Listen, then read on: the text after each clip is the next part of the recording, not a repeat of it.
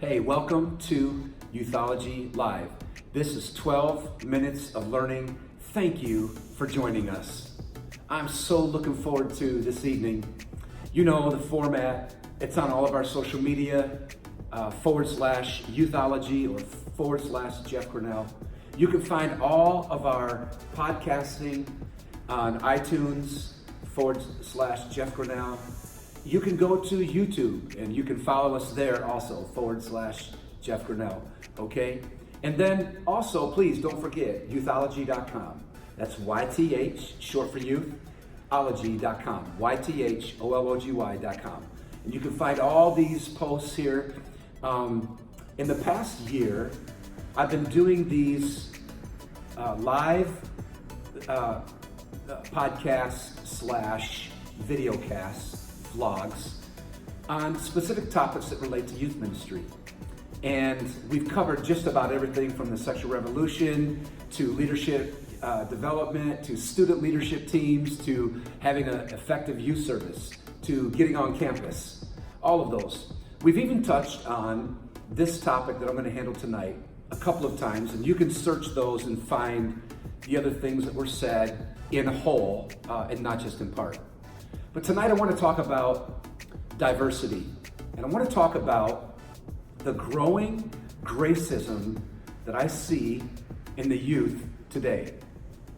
Now, let me give you a little background. Many of you know how important this topic is to me, and part of it rises out of this picture. I want you to see this shot of my grandson. My grandson is about 3 years old here, and he's in a park, and as is his custom, he is drawn to non-whites, and he ran up to this African-American young man who was about double his age and just began to hug him in the park. See that? I want to deal with this concept of gracism and racism in just a few minutes, right? And I know I have the risk of being the white guy talking about this, and that my privilege doesn't see some of the things that are going to be said. So let me just get this straight, okay, right out front here. I believe there is racism in America. I really do. I don't feel it personally as much as I've felt it empathetically with my friends, and had those discussions with many of my non-white friends. I wish I could take you to the conversations that I have with them and see the pain. So I want to begin by saying this. I'm sorry. I'm not only sorry for anything that I have promoted, but I'm sorry for my friends who are white or other ethnicities who have shown racism or favoritism, partiality toward other people, whether you're my Latino friends and you've shared that against your Hmong friends, or whether my Hmong friends have had feelings or thoughts toward my African American friends, right? All of us, okay? This is not a black-white issue. This is bigger than that. And so I want to apologize. I can only apologize for me, and I can offer reparations from all of my friends in my circle, but it's coming from me. I apologize so deeply. I think you know how I feel about that. But I want to, after that, say some things and challenge you in a couple of areas. I want to challenge you in the area of the growing gracism that I see, and this term that I haven't seen it around. I've been using it for years, but I call it intergenerational. Not necessarily intergenerational, but intergenerational, and I'll explain that in a minute. Here's a little background on me. I was born in San Francisco, right off Haight Park, on the corner of Haight and Ashbury. It's where the racial riots broke out in 1967-ish, 69, right through there. But at the same time that this hippie movement and the racial riots broke out in the Haight Park area, I had been born in 1963, just a few years before that. And what happened was, at the same time, when all of these racial tensions exploded across our country, and in the East and in the South, Memphis and Atlanta, etc. At the same time, in the Haight, San Francisco, where I happen to be this weekend, at the same time rose up this movement called the hippie movement, or what others call the Jesus movement within the hippie movement, and the racial tensions that were going on. And you can go back and see on my social media, I posted a picture of me in my apartment on the corner of Haight and Ashbury. This is not a few blocks off. We lived on that corner apartment right there. I called my mom and spoke with her while I was there. And she said, yeah, that's it. That's it, son. Walked in the same park where my mom would push me in the stroller, right, and carry me. And while I was there, God spoke something to me, and he said, don't be afraid just because you're white. Don't be afraid to speak to this issue. And I know many of my non-white friends know how I feel about this, but I want to challenge you that your background has everything to do with you being a healer, especially in our youth community. Where did my grandson, right? Where did my grandson learn this loving relationship, this reaching out for somebody that wasn't his color, right? Where did he learn, right? You see what I did? Not where did he learn racism, because I think we all agree that we're not born racist. That my grandson learned how to love when he was young, and it didn't matter if they were tall or short, male or female, stranger or relative, right? And at some point, we have to grow up within ourselves, okay, as we go through society and as certain things happen, whether that's media rage or whether that's a lack of conflict resolution. We grow up and mature or immature in this area of race relations. And so, two things I think will help you in your maturity with this. And the first one is gracism. It's not my word. It's been around for a long time. I've been hashtagging it for a while because I really believe in it.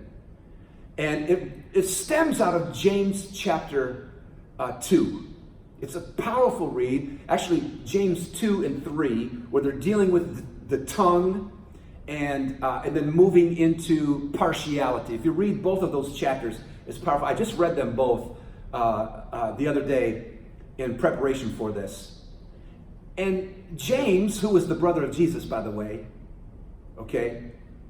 James says, my brethren, my people, stop treating each other with partiality. As he actually called it, the sin of partiality. And we got to come out and we got to say that. And so I want to challenge you to read over James 2 and 3, because this gracism, this rise of gracism, I think comes out of that word and helping us see past partiality into impartiality, like deeper. Like I've heard people say before, well, I don't see your color, I don't see. No, I think we should see the color, and I think we should see the history behind that color and the backgrounds that shape a person, whether they're red and yellow, black, brown, or white, right? So going deeper with gracism, that values, hear me, that values the individual for who they are, God's child. That's right. Whether they believe it or not, we're all created by our Creator. We've all been given these divine qualities. And so out of respect to our Creator, we should be given this value, offering this honor to all of us. And I really believe that is seen in young people. I had a young man just come to me this morning, and he was talking about how, man, everything you're saying is how I feel. I go to a school, and my best friend is Latino. And he said, one of my best friends on my basketball team is a young black kid. And I just wish people could see that we don't have an issue with it. Now, this is one story. I get it. It's anecdotal. Because overall, the older you are listening to this vlog, this podcast right now, the harder it is for you to see where I'm going, because you've got a history with this. But the younger the students are that we talk to, the more gracism we see growing on their teams, in their schools, in their homes, in their mixed homes. So I want you to call this out. This is James 2-4. Call this impartiality out in all of us. Okay? The second thing is this idea of intergenerational. And let me explain that. Intergenerational. You'll be able to see it as I post this on the blog, and you'll understand it more. But let me get this defined perfectly for you. Maybe because it's quiet right now in the news. I mean, think about that. The media's not screaming. There's not been a shooting on the corner. There's not been a riot in the streets because we haven't heard the news lately. That doesn't mean that there's no racism going on. It just means that something big hasn't happened and the news are covering something else, right? Just because there's this pause, this quiet period, doesn't mean it's gone away. But I want you to see something. What is the next story going to be? Is the next story going to be the next racial riot that hits because of some incident? Or is the next story going to be young people, teenagers, posting on their social media, living life with their friends in a repaired, healed relationship? Are we going to promote that? Right? That's in this pause, quiet time in January of 2019. I'm praying that we would be more intergenerational. And what I mean by that is not the age generational, but interrelatable with the races. Listen, I don't just want to be multiracial. Multiracial just means that we exist. I don't want to just exist. I want to be in relationship. That's what I mean by intergenerational. Relationship with. And for that to happen, it begins, I believe, with gracism. So when I look at intergenerational, could it be that America, hear me, America hasn't seen this generation's identity ethic? You know, Lecrae came out and talked about that just about 2 years ago in 2017. This identity work, identity ethic, where he said, listen, I'm not upset if a bunch of church vans don't show up to my concerts, right? Because it's not necessarily the crowd he's reaching. Just because he stands with this intergenerational thought and this gracism thought. Hear me. We have to all work together, interrelated, inter-honoring, inter-valuing each other.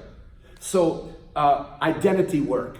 Have we seen the great identity work that's going on within our generation? I think many of us don't see it because we see what's popular and we get what we promote. You hear me? Hear me deeply from the bottom of my heart. If we promote growing racism, we're going to get growing racism. If we promote growing gracism, we're going to get that. So what are we going to promote? What are we going to promote? So I challenge young people, I challenge youth leaders across this country. I'm in a great diverse church in Sacramento. Yesterday doing some training, and this morning in 3 incredible services where hundreds of young people came to the altars this morning. And tonight, just shortly tonight, I'm going to be in a youth conference tonight with several churches coming in, and the youth, all the junior high school, and young adults of the church coming together tonight. I believe that if we could promote that kind of love and that kind of relationship, that the work identity, this identity work that we're doing in defining who we are in Christ could be explosive. Explosive. So, the challenge this week, grow in gracism and grow in your intergenerational relationships with red and yellow, black, brown, and white. Will you do that? Hey, God bless you. Thank you for the grace of listening to me bear my heart on this area. And I pray that you'll just have an awesome week and spread this and let somebody else see it. Thank you for joining us for 12 Minutes of Learning. This has been Youthology Live. God bless you.